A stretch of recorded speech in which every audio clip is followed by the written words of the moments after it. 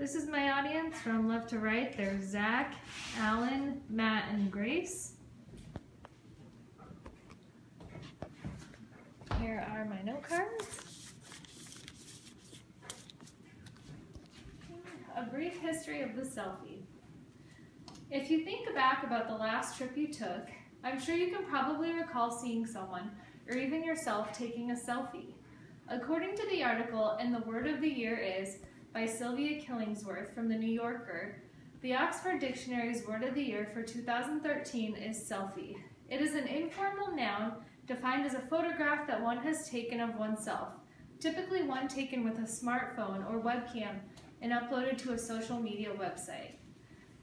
Selfies have become so popular that there is even a selfie stick that you can purchase to help you create that perfect shot, like the one in this photo. Selfie sticks have become so popular that they have actually become quite a headache to places such as art museums, who fear that one nervous swing of the stick might damage the artwork. Places such as Disney World and the Metropolitan Museum of Art in New York have banned selfie sticks altogether. You might think that selfies, along with the iPhone and Instagram, are a new phenomenon. However, they have actually been around for quite some time. I will be sharing 3 of the major events in self-portrait photography leading up to today's selfies. The invention of the daguerreotype, the invention of the Kodak instant camera, and the rise in accessibility of the digital camera. Selfies have been around for centuries. According to the article, Selfies in the History of Self-Portrait Photography by Candice Rawlings from the Oxford University Press, daguerreotypes were invented by the French painter Louis Daguerre in the late 1830s. Here's a self-portrait of Louis Daguerre himself. The daguerreotype, although tedious to create, was the first photographic process introduced to the world.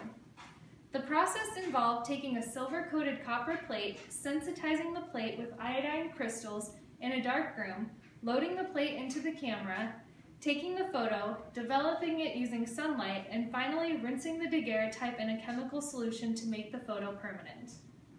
Here's what the first daguerreotype looked like. It's a lot loftier than the cameras we use today.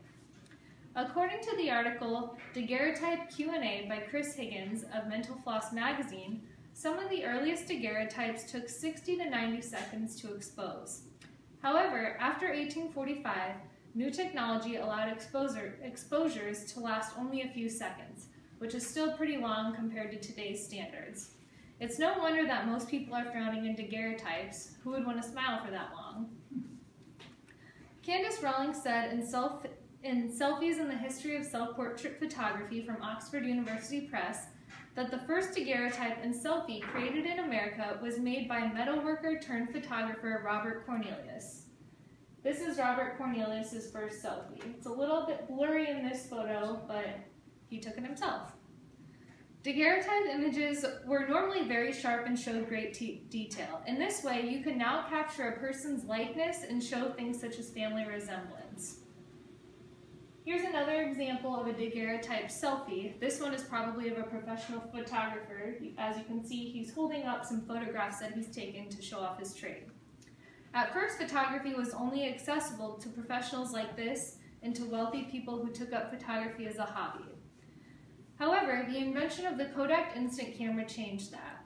According to Candice Rawlings' article, Selfies in the History of Self-Portrait Photography, George Eastman's Kodak cameras were pivotal in the development of amateur photography. Kodak cameras, like this one, the Kodak Brownie camera, were put on the market in 1888. They were designed by use for the general public, and they were advertised that you only had to point it in the right direction and release the shutter.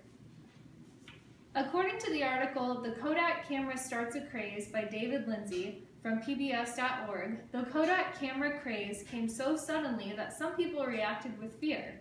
Similar to the selfie stick, Kodak cameras were also banned in places such as the Washington Monument. People were afraid of the voyeuristic nature of photographers. From the Hartford Courant declared that the sedate citizen can't indulge in any hilariousness without the risk of being caught in the act and having his photograph passed around amongst his Sunday school children. Similar to how we don't want an unattractive photo of us floating around the internet today. Unlike the daguerreotype, the Kodak camera allowed for some spontaneity. People didn't have to be so solemn and serious. In this photo, you could get a little bit creative. As you can see, the artist here is playing with the angle of which the photograph is taken. Some of the selfies captured by the Kodak camera, or cameras similar to it, are almost reminiscent of today's selfies. Here's another one of a man taking a photograph using the Kodak Brownie in the mirror. And I'm sure lots of you have seen people taking photographs of themselves in the mirror. Another favorite of mine is one by a famous artist called Vivian Maier, and here she's actually taking a selfie in a shop window rather than a mirror. Digital photography and the rise of social media helped catapult the selfie to how we know it today. Candace Rawlings said in Selfies in the History of Self-Portrait Photography that digital cameras have been around since the 1990s, but it took technology a little bit to catch up to film, and it wasn't until 2002 that the sale of digital cameras surpassed that of film. Here's a photo of a girl taking a selfie using a digital camera. Digital photography allowed for a boom in amateur photographers who were able to share their photos online with millions of viewers. According to the article How Selfies Became a Global Phenomenon by Elizabeth Day from The Guardian, the introduction of smartphones, namely the iPhone 4, which was introduced in 2010 and had a front-facing camera, made the selfie, as we know it today, go viral. Here's a picture of Kim Kardashian and Billy Geist taking a selfie using a smartphone. With the invention of digital photography, we no longer have to take our film to be developed.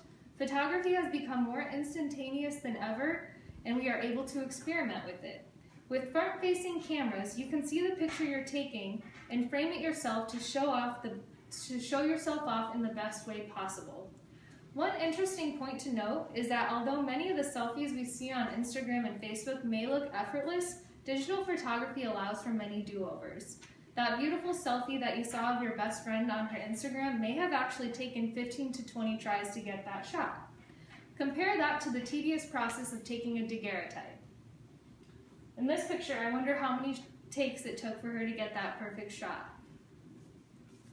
The earliest selfies and today's selfies truly aren't so different. From the invention of the daguerreotype and the Kodak camera to the rise in accessibility of the digital camera, although the method for taking selfies has changed drastically throughout the years, the reality of the selfie has remained the same. People want to construct the best image of themselves. In the words of the portrait photographer Simon Foxell, a selfie blurs the line between the reality and the performance of a fantasy self, so one collapses into the other. So, the next time you are out and about taking selfies with your friends, or by yourself, ask yourself, what version of myself am I going to show the world today?